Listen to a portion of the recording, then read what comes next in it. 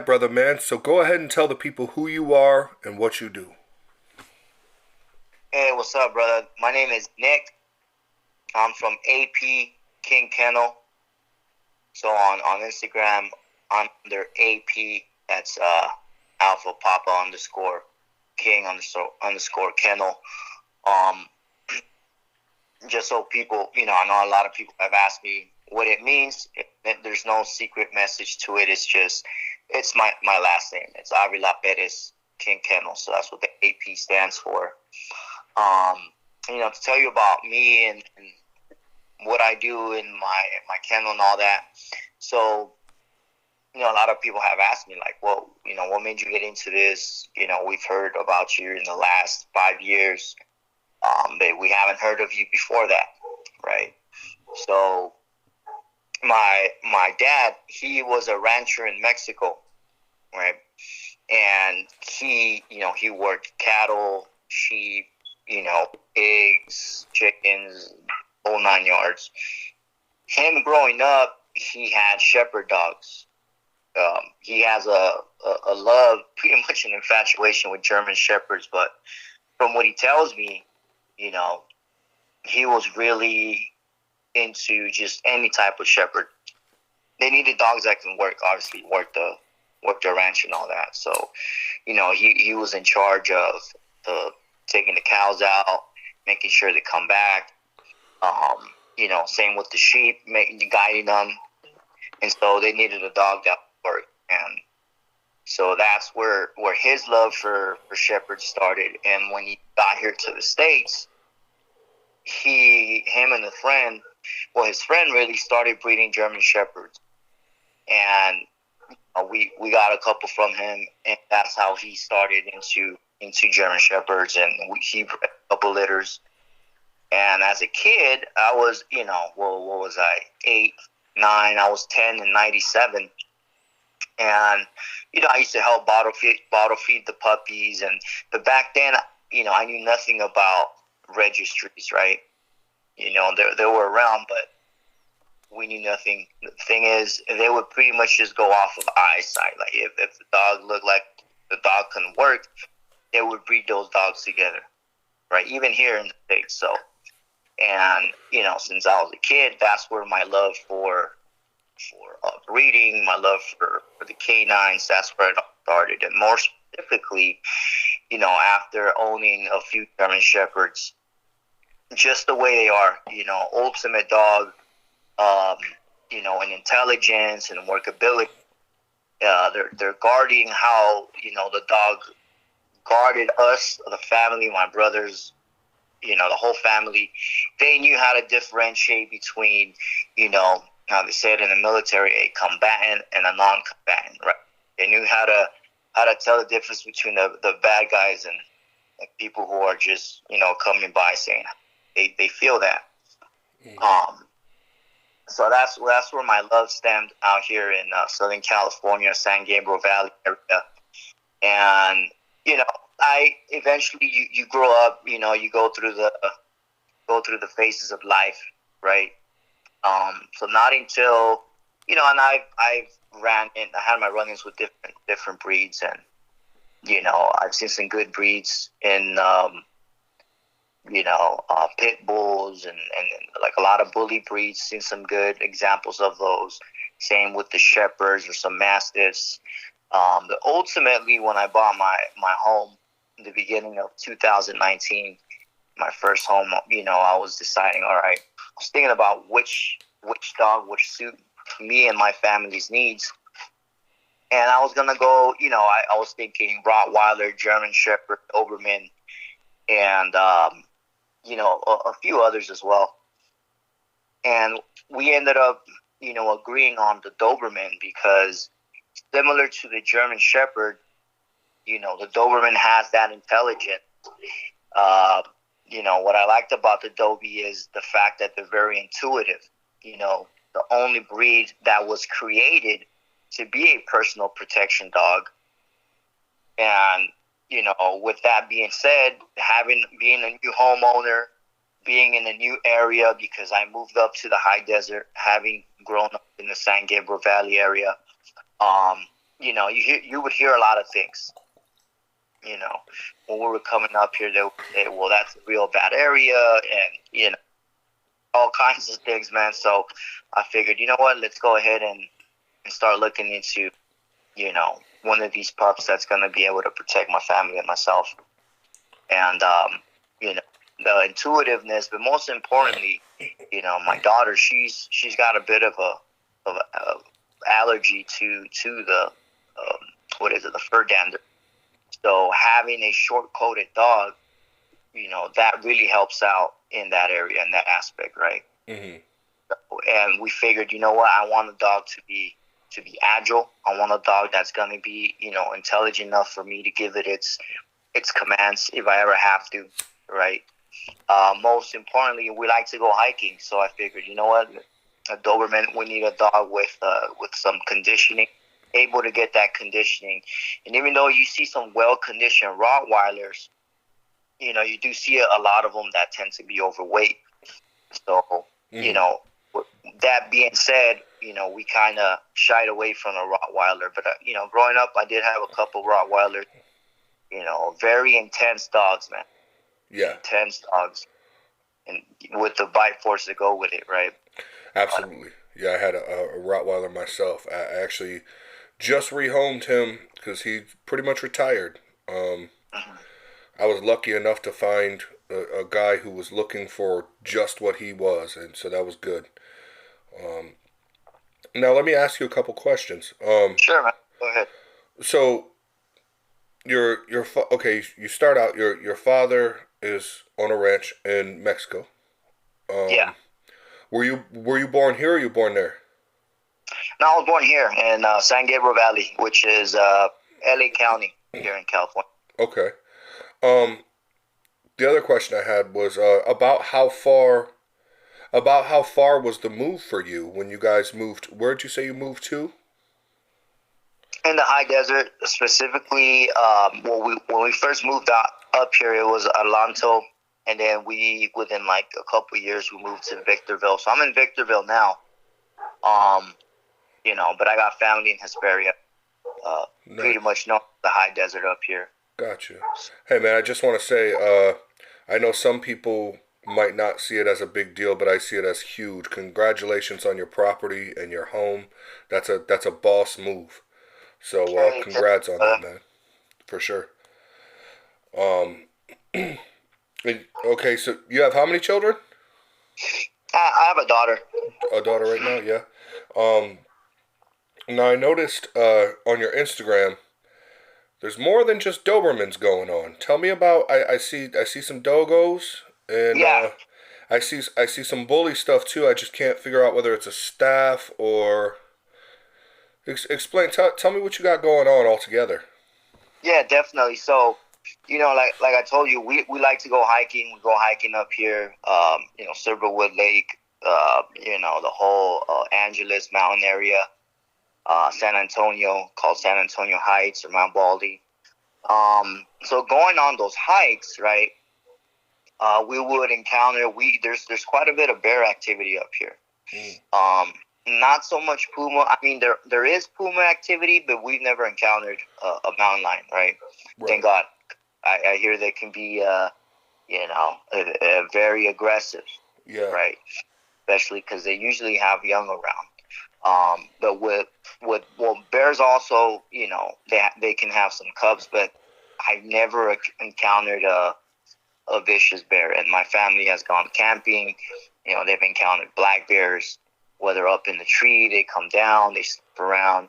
I mean, not to be confused because they can and will attack, but they've just never shown that level of aggression with us. What's that right? like? Not to cut you off, but what is that like, man? I mean, I haven't been camping since I was a kid, and I've been dying to recently. Now that we're starting to get into the cooler temperatures here, I already got my setup. I could go camping right now if I wanted to. But but it's like I just can't find the time because I'm an idiot and I have no clue what time management is. But What's that like, We've had man? both. You come across a bear. A bear comes down from a tree right in front of you. What is that like? You know what? They're very similar to dogs in the sense where they can probably sense fear. And me, I mean, maybe we should be more fearful, right? But I guess it's just the inner kid in me where I see one, I go, oh, a bear. So I want to record it. Or I want to just observe it. I was always fascinated by animals, wild animals as a kid, man, reptiles and everything. So Right. to come across a bear, I think I was able to capture a brown bear, but he was maybe say 30, 40 feet away. Yeah. And, I mean, they can smell us, but the bear's just completely ignoring us, which is good, right? Right. We don't want to get his attention or anything like that. But there was another situation where there was a black bear up on the tree and looks like he was eating something, I don't know, berries or something.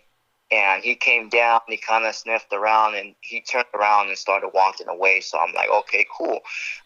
They're really just after food. You go camping, you want to, you take we like to take steak or meat, eggs and bacon for the morning. And when you have kids or you go with families, you like to take your marshmallows, your s'mores, yeah.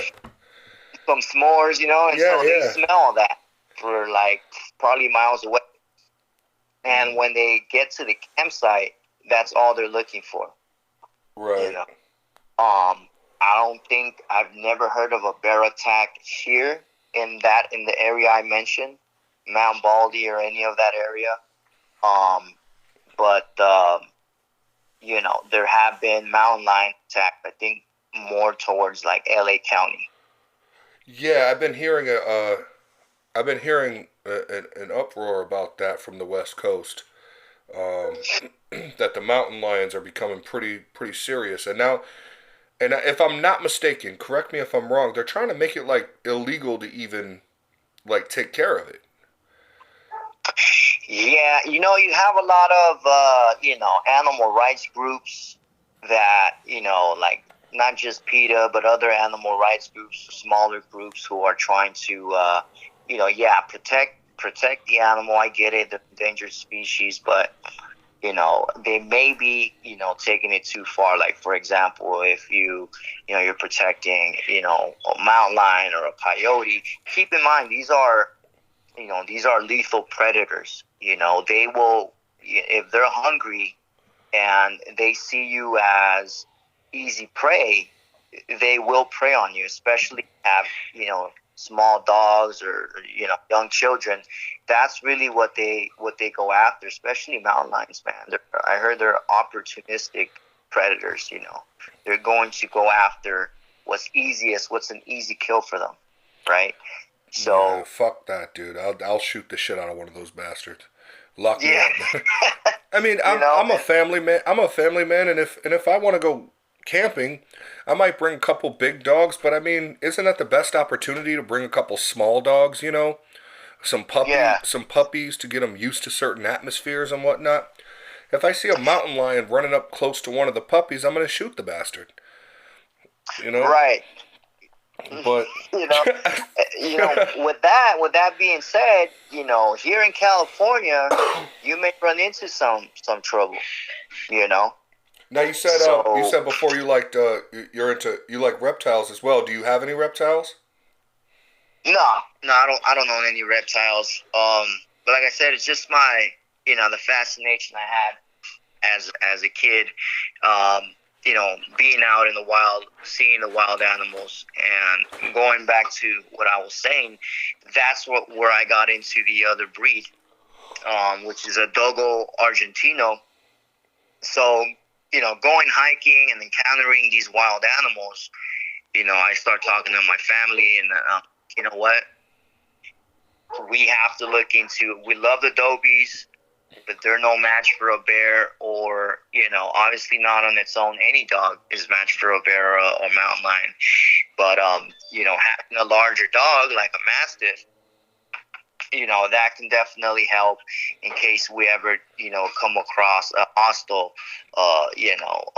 bear or mountain lion. So I started looking into, Canet Corsos, Mastiffs, Dog de Bordeaux, the French Mastiffs, um, what other dog? Rottweilers, because I was talking to my family. I'm like, you know what? We have to look into a different breed because, Dobermans, yeah, they'll protect us, but, they won't.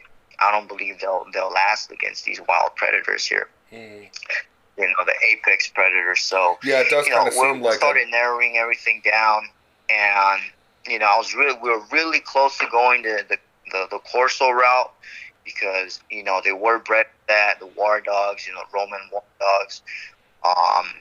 But we ended up going with a Dogo Argentino because looking at what's out there with the Corsos, there was a lot of like real large Corsos. A lot of them were overweight. I mean, don't get me wrong. You see some of these kennels producing some pretty good Corsos, working Corsos. But you have the rest that are breeding. Some of these Corsos that are more show line. And the examples of what they have. I was thinking was not going to work for us. We wanted to have a larger Mastiff type dog that's going to have some endurance. We're able to get it conditioned.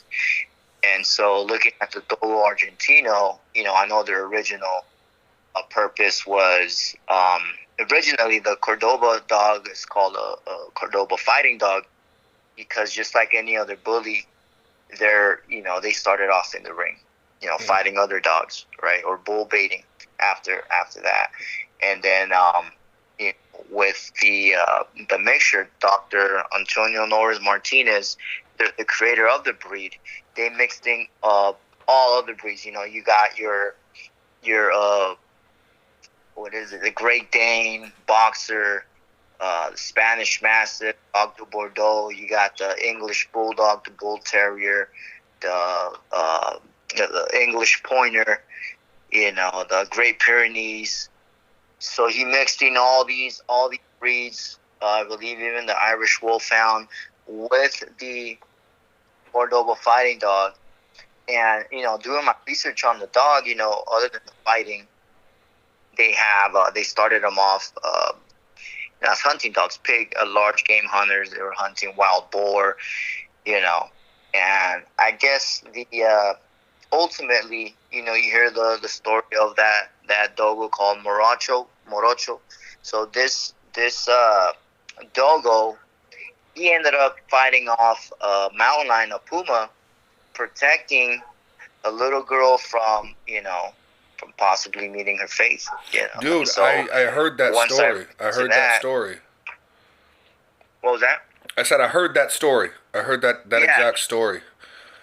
So once I heard that, I go, hey man, that's it. This is the dog I'm gonna go with. This is the dog that's gonna fit my family's needs. And similar to the Doberman, we started off with. Well, I started off with a female Doberman, and with a Dogo, I started off with my male Dogo, and eventually, I got its counterpart, and looking into the bloodlines, and its structure and all that. They have great temperaments, and we test them, and we get them ready for breeding eventually. So I hear, okay, I've talked to some Preza guys, and I've talked to some Corso guys, but I've never had a Dogo guy or a guy with Dogos on the line. Now, every time I talk to a Preza guy, every time I talk to a Corso guy, they tell me what to stay away from. When it comes to the Preza guys, there is literally a split down the middle. Some think they're more of a gamier athletic dog. Some breed more of a Mastiff type dog. But I don't really go by title anymore when it comes to dog. But because there's going to be different types of everything depending on who's breeding it.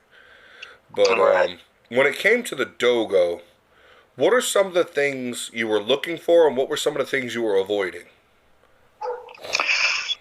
When it came to the Dogo, I was looking more for, first, when you see them, when you see the the stud and the dam, I'm looking for structure. Before I picked up my pup, I met one of the sisters of the dam, and temperament, structure, because it is a large dog. So I want to see how it interacts with people. People it doesn't know, right? Mm. So the pup, first time meeting me, the pup looked good. She, as long as she was with her owner, so she was real calm, observant, vigilant, but not overly aggressive, you Mm. know. Um, Now, I'm in California, so we don't have a wild pig issue, at least not in this area, right? Mm-hmm. Maybe, I believe there's some wild boar somewhere in Riverside County, I've heard. Um, but up here in the high desert, we don't have that issue. Mm-hmm. And I know other kennels out your way, South Carolina, Florida, Texas, they do have a wild boar issue. Mm-hmm. And they work the Dogo for that purpose, and that's the purpose for which it was created, right? To be a large game hunting.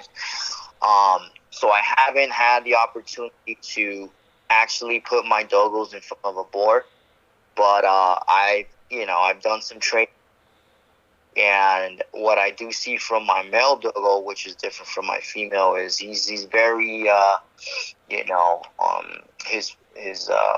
he's got a prey drive. He's prey driven, and he's very protective. And that's one of the things that ultimately I love a protective dog. I feel that a dog being a protection dog, to me that's the ultimate dog. Yeah. Being able to protect what's his, and a pup feeling like, all right, this is my family. I'm going to protect my family, and wherever they stand as well. So Yeah, and you my know dog. what? It's like, what other reason would I be feeding a dog? Like, if I gotta be honest, and I know the listeners, there might be some softies out there that get pissed, but if like somebody kicks in my door and my dog runs and hides, Mm-hmm. a fully grown dog, I'm getting rid of that dog. Right. Yeah. And Yeah. it is what it is. I mean, he's got to go. I'll find a nice home for him and everything, but I can't have him here. Like, I'm not going to feed a dog that's not going to protect me. Right. Pet only. Right. Yeah. I mean, eventually, that's. It depends though. Like if, like you said, someone kicks in your door. Some people don't want that. Some people want a lap dog.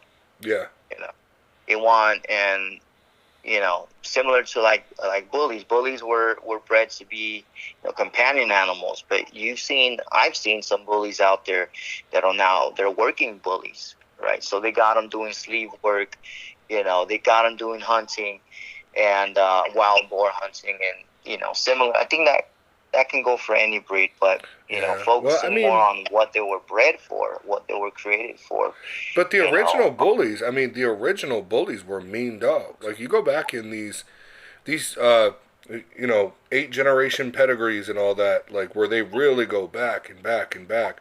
Um, a lot. I'd say 90% of the dogs that created the American Bully originally, way back, um, those were mean bull crosses. Like, those were pit bull to Amstaff, or pit bull to Mastiff, or Mhm. Amstaff to Mastiff. A lot of those dogs, and people don't like to admit that, but the original American Bully, before it was called the American Bully, was nowhere Mhm. near just a companion dog. That was a mean dog. A All right. lot of them.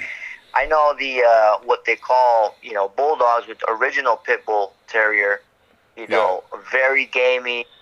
I mean it was bred for a reason, right? yeah, To be in the pit. yeah, Whether it's fighting being against another dog, or being bull baiting. So very fierce, very gamey dogs.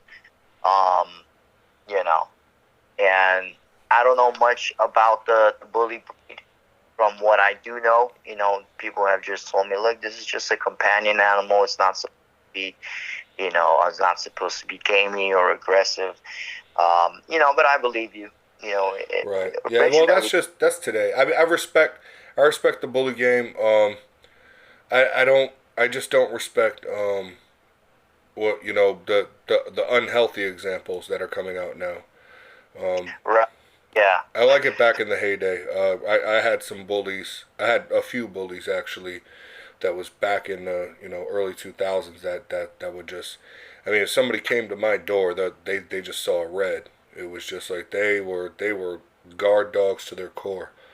Um, and I think it was a combination of the gameness crossed with all the other things they crossed, to make the bully. Um, Hmm. but let me ask you this: you got what looks like a bully or staffy type dog on your yard. I only saw one photo, but what else do you got going on in your yard? So I only have Dobermans and Dogos. Um, I had a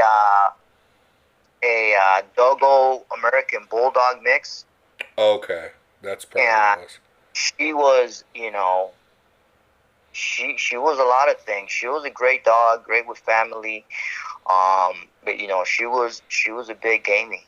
She kind of, you know, and it wasn't just other females; it was with the other males as well. She just had this game to her. She, and I raise them all the same, right? Mm. Raise them with not just my daughter, but nephew, niece, some other kid. We raise them, pick them up, try to socialize them as well. Some of these are a bit more, they need more socialization than the other pups, right? Some pups are easy. I'm talking about, because I got Dobies and Dogos who, take them around and it's easier to socialize them. Whereas you got the other dogs they can be more reserved. And, I guess it goes back to, who, who made the pairs, who the pairs were, who the mom and dad was, you know, their temperaments. And eventually, you have this pup who, it can be for a different reason, right? Like they can be used for other reasons. I mean, if I believe she was a great hunting dog. Like I said, I just haven't had the opportunity to go out there and get into that. Mm. Hopefully in the future we will. But we ended up rehoming that pup. I do have another pup, smaller one, but she was an Amstaff. She was never really ours. I have a cousin up north, San Jose, San Francisco area, and they came all the way down to Anza, Riverside County, and picked up this AKC.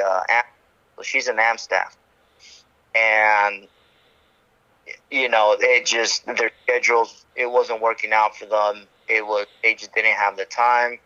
So he's like, hey, can you help me find a home for our pup? And so that's how the Amstaff ended up staying with us for a few months, and then I ended up rehoming her as well. So she's actually with another family member, right?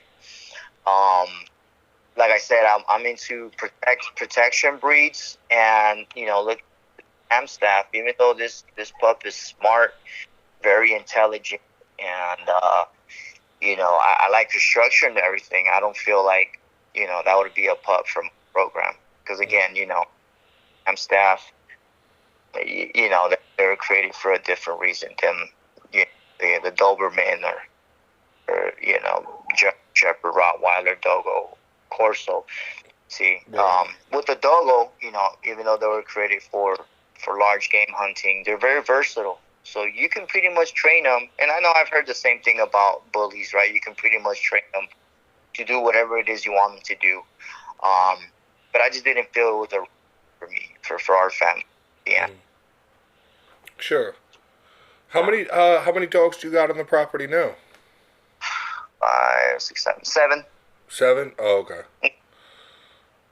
Gotcha. Yeah. So So, go ahead. no, I said, so not a whole lot, right? But Right. I do my best, and giving them everything they need, because we're not trying to breed for quantity, right? We're trying to breed for quality. Right. So we look at everything from structure, and with the Dobermans, that's something that I was never happy with. A lot of these Dobermans have bad structure. They have the wobbler syndrome. The hip dysplasia. And a lot of them are carriers of DCM, dilated cardiomyopathy, which that's a big one. It's an early killer for them, man. The enlarged heart, they last 7-8 years, they're done at most. So my focus was always in finding, not just any breeding pair, but the right breeding pair. So we conduct tests. One of those tests is through Embark. So, and I heard negative reviews from people. Some people will, no, I don't believe in that. But I don't see how. I mean, it's a DNA test. They test their DNA and it's tested through vets, right? Veterinarians, and so they tell you, all right, well, there's certain diseases that the pup can, acquire. Or they're at risk for developing DCM or von Willebrand's. Not only that, but they're also giving you the coefficient of the inbreeding, right? The higher the percentage, the more inbred the dog is. And believe it or not, I've bred pups that were not papered and pups that are papered, AKC, right? UKC, my Dogos now. And a lot of the paper dogs tend to have a higher coefficient of inbreeding, man, believe it or not. You're like the second person to say that in like a couple weeks. Really? Yeah, there's this guy got some badass bulls, man, and his one dog that single registered, no pedigree, no nothing. This one dog, you could change up his food whenever you want. He doesn't react. He doesn't get no skin issues. Just a badass all around dog. Great looking, everything. But he'll talk about some of the deeper papered bullies, that he's got around, and he said, man, you switch up one little thing, and they'll start getting, itchy fur, and just little. It's just like. So it leads me to believe that in some cases, I know some people might shit a brick when I say this, but I don't give a fuck. In some cases, like your non-papered, backyard bred street dog is going to be a better all-around dog. It just happens. I noticed that, hell, when I first got into this whole thing, but I was just, breeding pit bulls, I went through my backyard breeding years, no papers, anything like that. And these dogs were all healthy as a horse, You could feed them pedigree. And they were shitting solid. And they didn't have no skin issues or anything like that. And then I get my first paper dog, put him on pedigree, and all of a sudden he's getting blotchy on me and he's having a reaction to it, and he won't go out in the rain to use the bathroom, whereas my other dogs who weren't papered run straight out there like they don't give a shit. It's kind of weird, isn't it? Well, that's it. It's genetics, brother. It has to do with people. Especially with the registries, what you're doing is you're breeding in the same, you got that same gene pool that you keep breeding into, right? And so some of these street dogs, or non-paper dogs, right? They're purebred, but they're breeding. For example, with the Dobermans, you have the European line and the American line. There's good and bad examples in both, from what I've seen, right?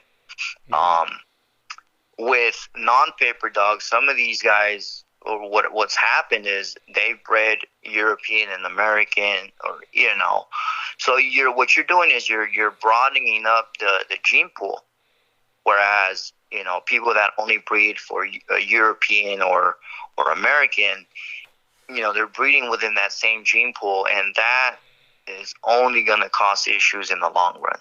When I hear people complain all the time, oh, the dog used to look. There's a couple pages on Instagram where they go, yeah, this is a good example of a Great Dane or a Corso, or even a boxer back when they were, or a Rottweiler back 1930s or whatever, and they look nothing like what they look now. Right. Neapolitan Mastiff is one of those good examples as well, or the Dog de Bordeaux, right, the French Mastiff.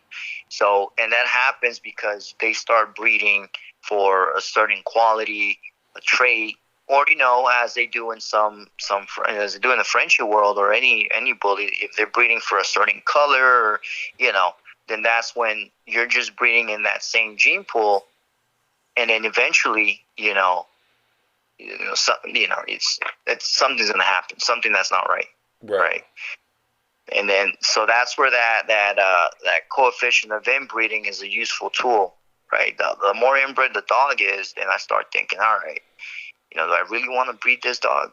And so you take some losses along the way as well, because you don't want to breed a dog that's too inbred, or you can breed the dog, but breed it to broaden up the gene pool with a dog that doesn't have any connected bloodlines than that same pup, right? And so I think that's a positive trait that I got from AKC, that you have the pedigree, so you can see if they've had the same bloodlines bred in a few times, right? And so that also helps in figuring out, all right, and I get it, bloodlines, you can have a dog that seems very healthy, even if they've been kind of, the inbreeding is kind of high on that pup. But then again, you can have a pup that, is healthy, didn't acquire any type of diseases, right?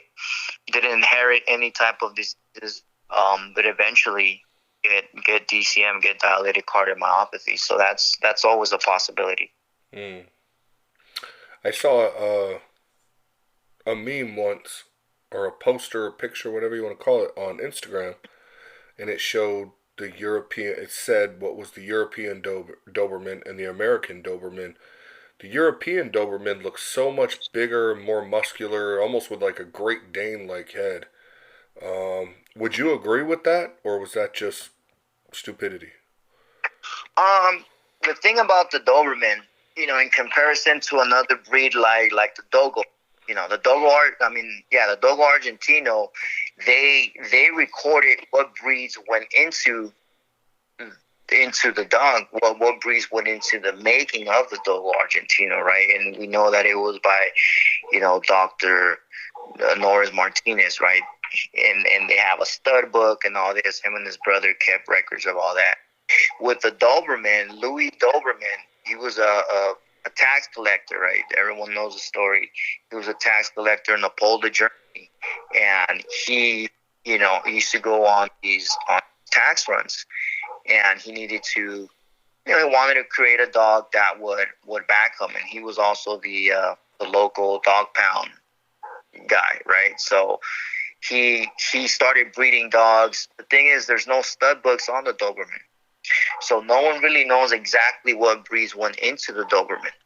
To speculate, all right, they're thinking it's the original German Shepherd, which looks, according to what I heard, it looks different than the German Shepherd, what it looks like now. The Rottweiler, the German Pinscher, and they're thinking the Weimaraner and the Beauceron being the French. I think it's like a French Shepherd, right? So the Beauceron, Weimaraner being the hunting dog, having that great nose, which is where the Dobermans get that great nose.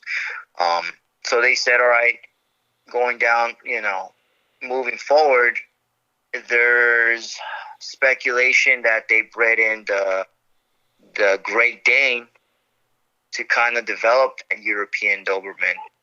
And for the American, also speculation that they bred in the what do they call it, the Greyhound. Mm.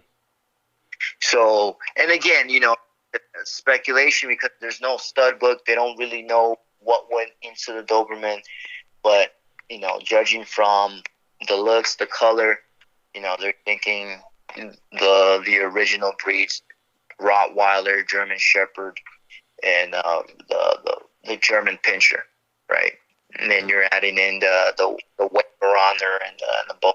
So they're thinking, it's people can say, that it looks a certain way, and honestly, it does. I have a male now, an AKC European male, and the AKC specifications are like, all right, this male, the Dobies can't be taller than 28 inches.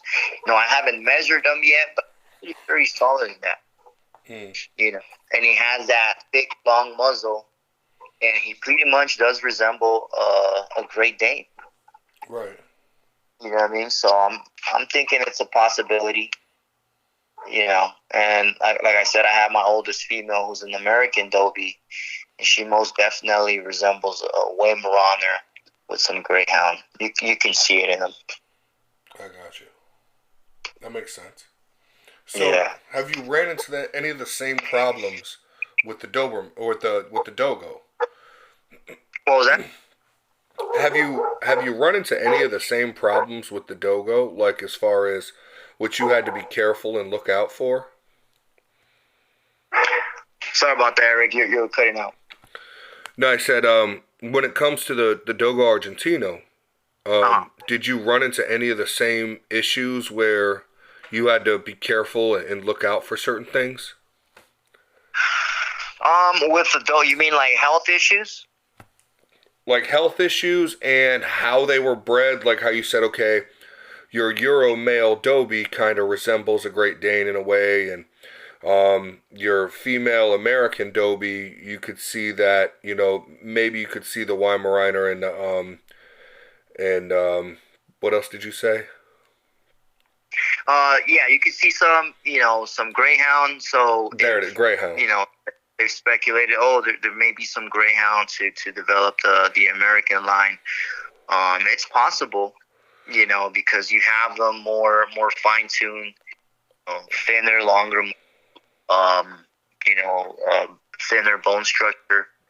So now, do you see the same? Do you see the same thing in the Dogo? Is what I mean. With the Dogo, I don't see, like certain breeds come out more.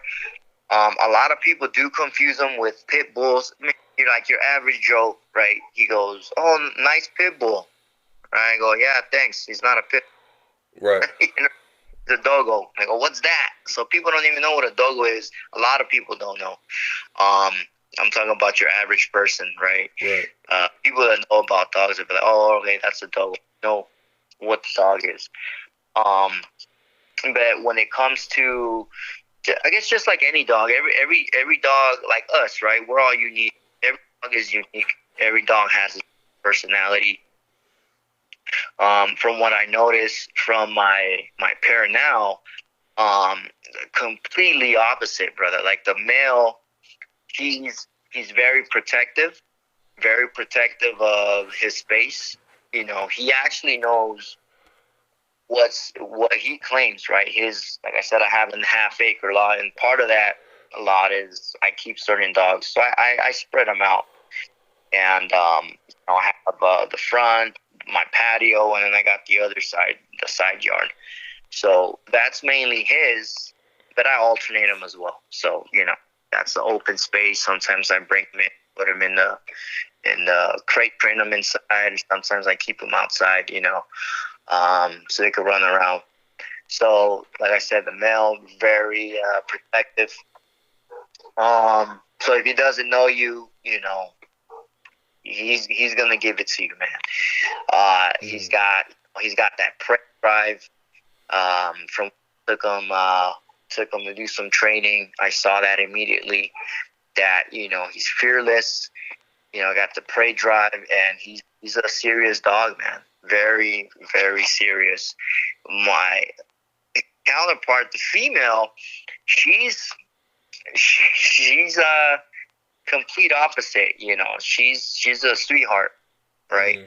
But just recently I noticed, because she's still young, right? She's gonna be 2 in April, so it may be that she's still young. My male's already at 2.5. But see, with the male, you can tell right away, since they were pups. Like, you can tell, right? This pup has it. This pup really doesn't, right? So I've noticed that the female's got a bit of a prey drive, but not so much protective. We've taken her around people and, wagging tails, licking faces, right? So she's very friendly, which is the opposite of the male. So, I'm not sure if there's anything in between from other kennels that I've been looking into, on Instagram. I know that there are, a lot of good examples, a lot of good hunting lines out. But it's mainly that, from what I've noticed from the dogos right now, is just a difference in personality, right? In structure, the male is larger than the female. It may be that the female, the female's bloodline is different from the pedigree.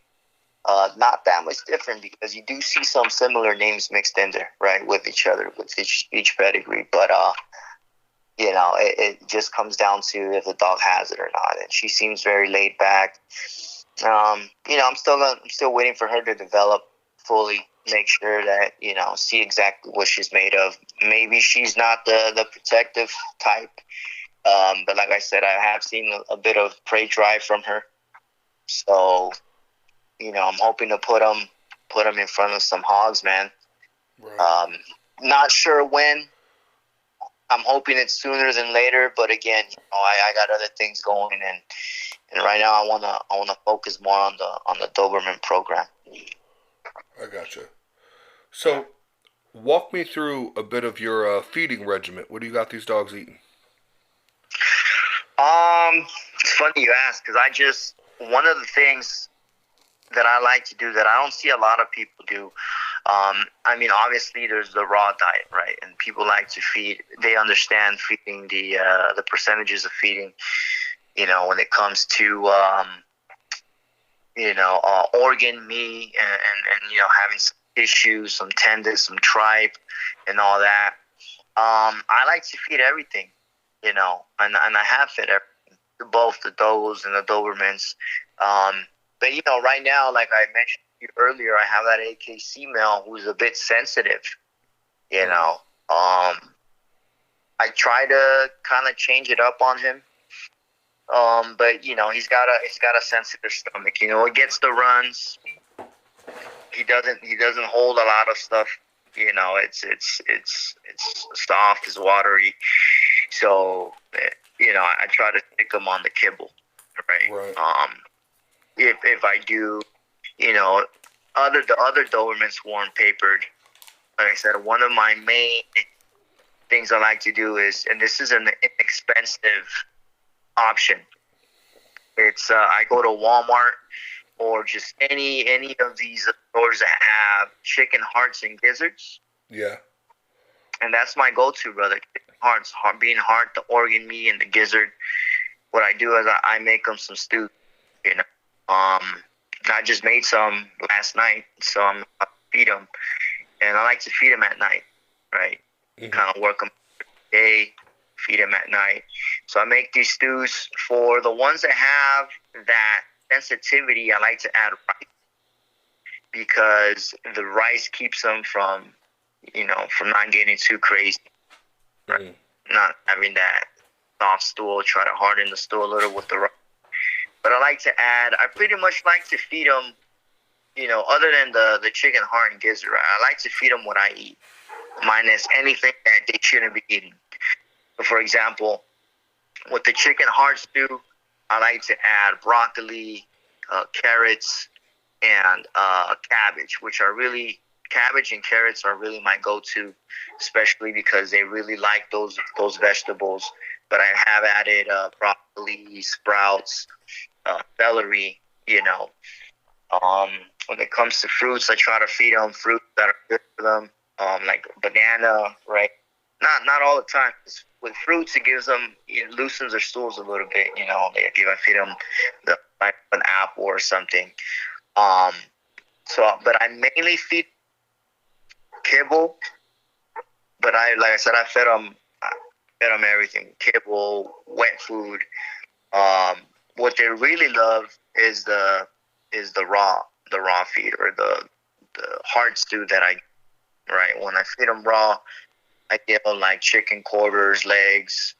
I've mixed ground beef in their kibble, or I've also fed them a liver. And it just depends. I don't feed them. Some people they're very they keep their feedings very regular. For example, if they feed them raw only, or kibble only. I like to feed them, a variety of options, at different times. Sure. So, and just kind of see what they like more. Yeah. But like I said, I like to mix in sometimes the wet food, the canned food. Try not to feed them too much of that.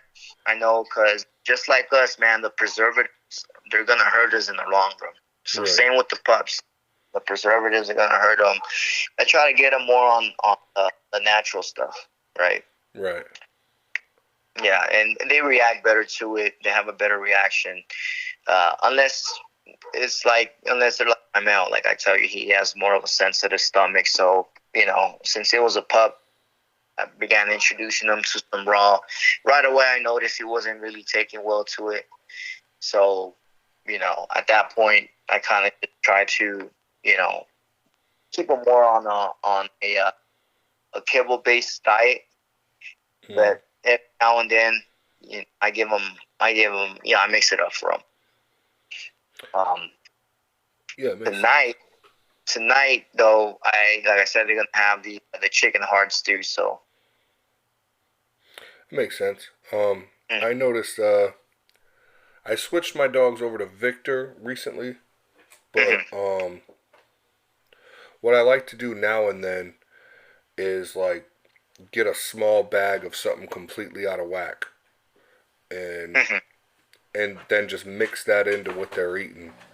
And it could be any brand, anything. Like, and I just mix that into what they're eating once in a while, just a small bag, yeah, And I noticed they really enjoy it. And as long as it's just a small amount mixed in with the food they already eat, that they don't have much of a reaction to it, but they want to hurry up and get their food. They want to hurry up and dog their food and get it over with because there's something different in it. yeah.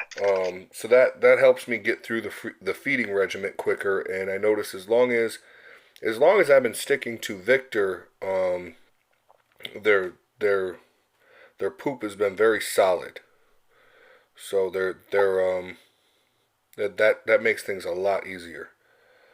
Right. Yeah. And they're healthy, right? Yeah. They're taking in everything they're supposed to. Now, is there any kind of supplements you use? Yeah. Matter of fact, before I tried some what do they call it? Bully Max. Mm-hmm. Is it Bully Max? Yeah, Bully Max. I've heard of it. Yeah. Yeah. So I tried some Bully Max, and it definitely, it adds some size to them if you get the high protein one. But with a lot of the ingredients, you can, there's a. So I heard some people are saying, you know what? Eventually, your liver's gonna take a hit for it, your dog's liver. So I took them off of the Bully Max, and looking into these companies, I started researching. All right, which one would be a better option for them, right? And so, looking into these companies, I found New Vet. New Vet is a company out here in Westlake Village, which is a city close to the Valley. The Valley is like the 818 LA County, right? Western, Northern County. And I started researching the company New Vet, and found out they never had any type of recall. I don't know if Bully Max has had any recalls, but even though I do like the product, I was looking for something a little more natural and something that's not going to have a negative effect on my pups in the long run. So, coming across New Vet, I ordered some vitamins from them, and I noticed right away that it made a difference in their coat. And every time you see a shiny coat, that to me is a good indication that it's working great for them, especially in the Dogo, right? Yeah. Because the only other time that I saw that is when I would mix cocoa butter in their kibble. Like I said, I mix all kinds of stuff, brother. Like I look into things that we eat, that they can eat, and the cocoa butter gave them that shine.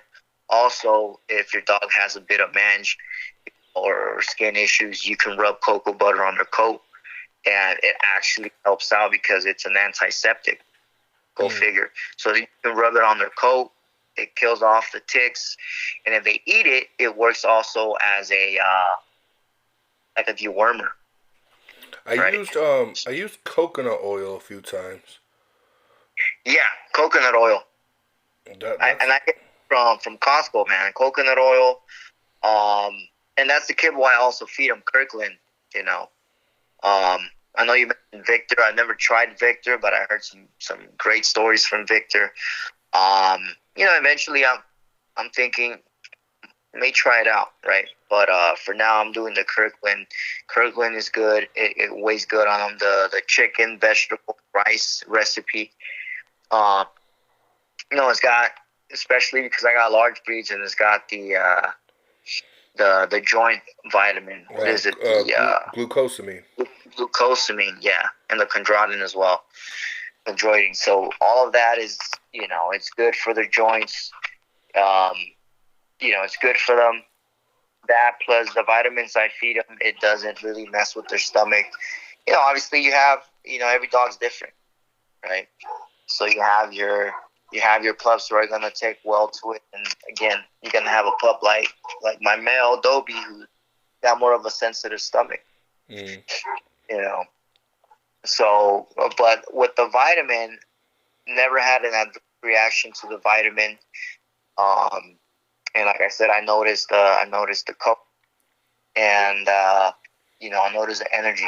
It's really much of a multivitamin, for them. And if anyone is interested, I also have a link on my page here on Instagram, newvet.com, and they can go ahead and put in the pin that comes along with it, and also get a discount on any of the vitamins. So I'm also offering the vitamins now. Oh, nice. Very cool. Yeah. So what does your day-to-day look like with I'll say with your Dobies and your Dogos. I seen on your Instagram you've done some personal protection work. Is that a regular thing? No, I mean I would want it to be, but I've reached out to a lot of pages on here, and that was one of the pages that goes, hey, you know what? We're having this bite night event. If you want to come through on a Wednesday, you're more than welcome to. And so, I went over, I think it was a Wednesday, and, I got him to get on the sleeve, and he performed. That's my male doggo, not having any experience with this type of work. He just, he performed I couldn't be happier. I'm like, man, you guys got it, got the prey drive. He's got the the right temperament. You know, it's just we have to work on his obedience, right? And like I said, I've reached out to a few pages, so I'm still looking for anyone who wants to work. I know my Dobie, my youngest female Dobie, she has it in her. I took my older male, and he was a bit timid. He didn't know what was going on. But this was a while ago, so I figured now, I want to get him back in there. See if I know it's been, how long has it been? It's been a few months, been more than half a year. So, I want to see if anything's changed. Like I said earlier, you can tell which dog has it, which kind of doesn't. So I'm still looking for someone that wants to work. Then I'm all ears. If you know of anyone out my way, Eric, here in Southern California, shoot them to me. Absolutely. There's quite a few guys that are probably going to hear this, and they might just reach out to you.